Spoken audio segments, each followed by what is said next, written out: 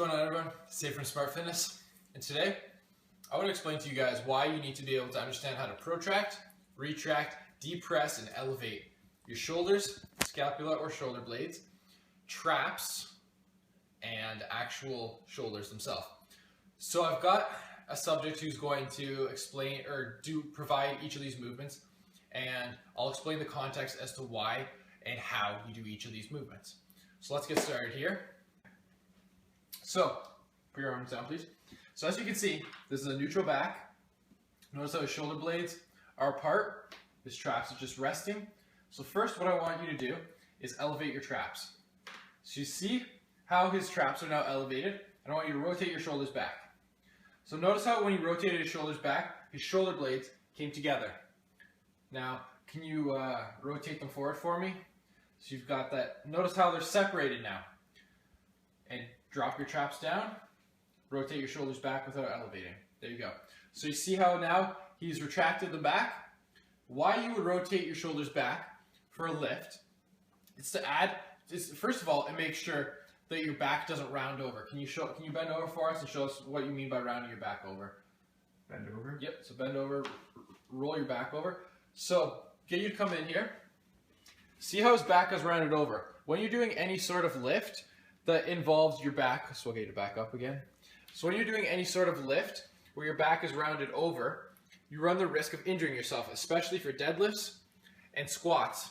I've seen this time and time again where people roll their back over and they hurt themselves in their lower back, in their lats, in the lower part of their lats, and in some cases in their traps.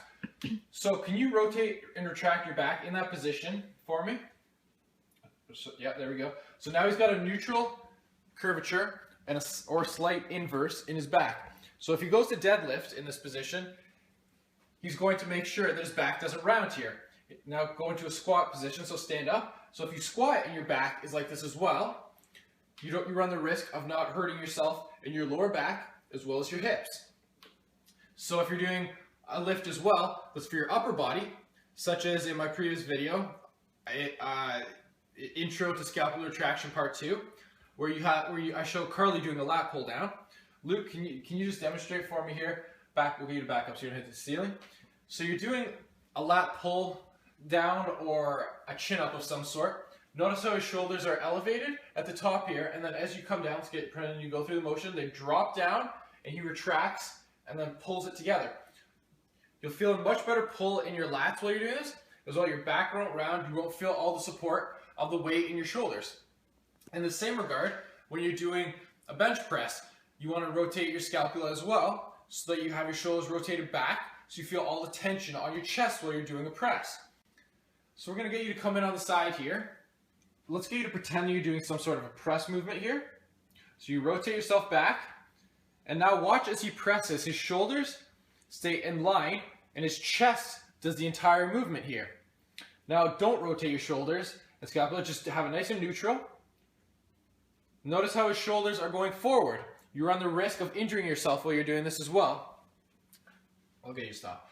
So by not rotating your shoulders back, depressing your traps, and retracting your scapula, you run the risk of injuring yourself for bench pressing, shoulder pressing, even some tricep extensions, as well as something so simple as a bicep curl. If you rotate your scapula back, you keep all the tension on your biceps. If you don't, you run the risk of adding your front delt to it. Simple moves here, guys. It's a very simple movement to retract, protract. Being able to control how to do this makes a massive difference between feeling a bench press in your chest and feeling a bench press in your front delt. As well, at the same time, if you're doing a lat pull down, you feel a difference in your front and your side or medial lateral of your delt, as well as versus in your lats when you have it protracted and retracted. When you go through the movement, you want to be able to protract where it's up separated, and as you're coming down, you want to be able to retract and control the movement.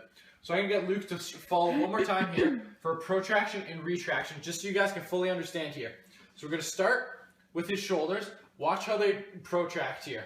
So he's going to pull his shoulders back, and then he's going to drop his traps down, and his shoulder blades have come together.